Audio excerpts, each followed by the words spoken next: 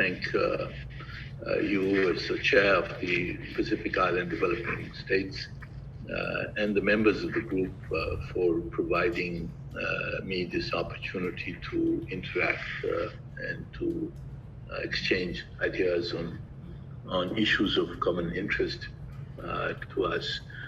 I requested this meeting in my capacity as president of ECOSOC, but also as a fellow developing country representative. The PSIDS, as you're called, are an important component of the group of 77 in China. And within the SIDS group, you are, of course, also an important component, and a component which probably is facing the greatest distress as a result of this crisis. I have taken the time to review some of the discussions and documents which have identified some of those priorities of the PSIDS, such as the Samoa pathway and other related documents.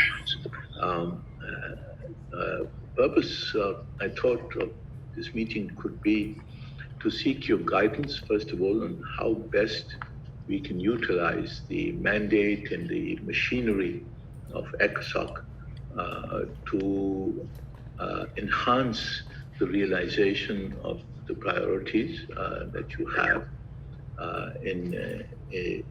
during the current year. I think you have summarized the challenges that has facing the PSIDS from climate change, threats to the issue of decline in tourism, decline in revenues.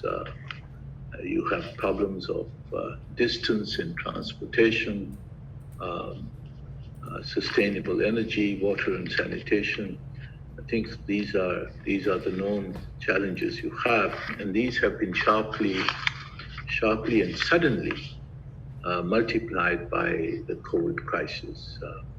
Even though, as you said, the virus may not have reached your shores, but the economic impact of the lockdowns, of the disruption of supply chains, disruption of tourism, of air travel, all of this obviously has had a deep impact on your countries. So my question, the thing I thought we could discuss is, what can we do to respond to these dire circumstances? And of course, I would look to your views and contributions in this discussion. But before I do so, perhaps I should give you some thoughts about what I think and what our priorities could be in the ECOSOC context. I think the first issue is of finance, and you and I, Ambassador, we have been involved in some of these discussions. And one of the issues is the coverage of the PSIDS in the debt suspension decision of the Group of 20. As you know, in the debt vulnerability group, first of all, in the consultations which I had started in response to our Prime Minister's initiative on debt relief, and later in the debt vulnerability group, we have argued for the expansion of the coverage of the debt of the DSSI, as it is known, to cover countries on the basis of the criteria of vulnerability rather than the criteria of income, which is the normal sort of IFI's approach to coverage of concessional help. And it is, we are hopeful that there is wide support for that, as you know, in the discussions, and I hope that this extension of the coverage will happen, at least as far as the official debt is concerned. The problem, of course, is that some of the debt, or large portion of the debt, is private debt, and coverage of the private debt is still unclear, and therefore we will need to find some mechanism to address that. There's various proposals on debt swaps, on state contingent debt financing, reprofiling, and so forth, and these are all in play at the moment. I think it is obvious also that the financial support that we're talking about has to go beyond this debt suspension and debt relief, and has to be longer and larger as such. And it is true for the PSIDS, and it's also true for many other developing countries.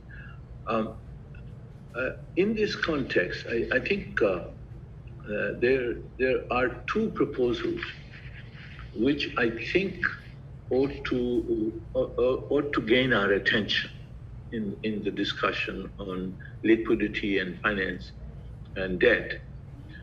One, if we are going to cover the private sector, I feel that the proposal which has been made by the Economic Commission for Africa for the creation of a special financing facility would be very useful, because it would cover private debt, and it would cover particularly those countries which are in the sort of middle income countries, which have not benefited either from the World Bank's cancellation, the IMF's cancellation for 27 countries, and the DSSI's coverage of 73 countries. Those who have been left out could be covered by this loan facility. And I think that this is an idea which seems to be viable. I've had a conversation with the executive director, Vera Songwei from ECA, as well as with PIMCO, which helped to formulate this proposal. And it seems that the market players seem to feel that this is a doable exercise, and therefore perhaps we should focus on that as one solution to the problem facing the PSIDS and other countries. The second focus, I think, should be on the SDRs. It is, of course, the creation of new SDRs is a political issue, and we will need to convince people in Washington with regard to the creation at least of $500 billion new SDRs. But there are, at the moment, from what I understand, about $320 or $350 billion available in unallocated quotas of a number of advanced countries. And you, as PSIDS, of course, you have a program of partnerships, and I believe that in this mechanism of partnerships, there could be room for some of these unallocated SDR quotas to be shifted to members of the PSIDS and other developing countries. So these, I think, are two important things to focus on in the continuing discussions. We'll have the summit meeting on 29th, but I thought that whatever comes out of there, this is something that we could pick up in the Economic and Social Council and perhaps in the General Assembly as political proposals that we could promote as such. Apart from the financing issue, as you know, I have also tried and proposed a focus on sustainable infrastructure and on science and technology as two other areas for ECOSOC this year. On infrastructure, I'm working on a proposal for a facility which would be a public-private partnership facility which would mobilize investment for sustainable infrastructure. This facility, as conceived at the moment, would have a component which would be to generate financing for commercial projects, for commercially viable projects from the private sector, but it would also need to have a component which would generate ODA and public money for those projects which are not commercially viable. And I am aware, including through our own conversations, Ambassador, that there are certain projects in the PSIDS which are too small to be commercially viable, and therefore these would have to rely on some form of public financing in order to get them off the ground. But this facility would be a facility which would help in the preparation of projects, help in the presentation of projects, and help in identifying the sources of financing and the sources of execution of the project. So it could be a helpful way forward, and I look forward to discussing that with your group as soon as we move a little forward and get this into some semblance of maturity study. Lastly, there is my idea of trying to focus on science and technology. Now, science and technology, of course, is a very large area, but I felt that there are three things that we could try to do in the ECOSOC this year on science and technology. I think the first exercise could be to see how we can align the intellectual property regime with the SDGs. I think that exercise, I mean, obviously we have a living example in the sense of the search for the vaccine, and this is obviously something that is contributory to the SDGs. Likewise, there are objectives such as poverty alleviation, gender equality, etc., where we could find ways in which to ease the constraints of the IP regime in order to advance the development objectives of developing countries. Secondly, and again using the COVID vaccine as an example, it is clear that when we are clear about the objective of scientific research, the money can be mobilized. When there is a compulsion for a scientific objective, the money can be mobilized, and you see how much money has been mobilized. Billions of dollars have been mobilized for the COVID vaccine. Similarly, I think we should do an exercise of where is it that we need scientific breakthroughs in order to advance the SDGs. And there are many areas we could think of in various of the 17 SDGs. There are areas where we could find exact targets for research and development that public money, at least if not private money, could be mobilized, could be applied for that scientific research. And so far in historically, the objectives of research and development have always been the priorities of the richer countries, not the poorer countries. And now we have these targets, these are agreed targets, and if we can, under these targets, identify what should be the focus of research, I think could be a helpful exercise to do. And thirdly, I think we need to have a concerted effort to bridge the digital divide.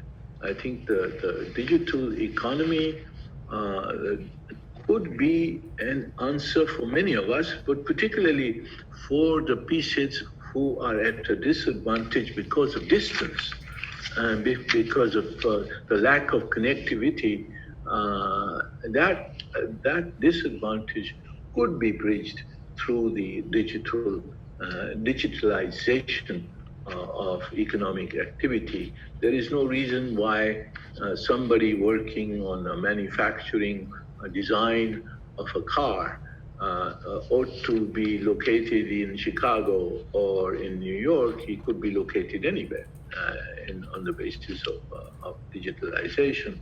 So the digital economy could be something that could lead to the creation of jobs in countries that are far away from the centers of production, the centers of consumption as such. And this is the fastest growing job creation sector, as you know, in the world. It's in the digital space that jobs are being created in today's world. And this is something that we ought to do some focused work on. I know that the Secretary General has put out a roadmap for bridging the digital divide. But I think for developing countries and for your group, perhaps a more focused approach on what and how jobs could be created in countries like yours and countries like mine, where we do not need to have the physical presence as such. So these were some ideas that I hope to promote in the Economic and Social Council this year. I know that your countries have got priorities on climate change and management of the oceans and so forth, on which there is a COP26, there's the Ocean Conference, etc. Obviously, that things will be done there. I believe one of the things we have to focus on is how to keep our advanced country partners to fulfill their commitment for the $100 billion in climate finance to which they have signed on, and how to mobilize support for that. But these were some ideas I thought, Ambassador, I would share with you and members of your group. I look forward to working with you. As you said, we could organize special meetings focused on objectives that you identify, and we could bring in components of the UN system. We could bring in private sector. We could bring in specialized experts to discuss specific issues. And the forum of ECOSOC, as I said, is open and available, and I look forward to our cooperation in that forum. Thank you so much.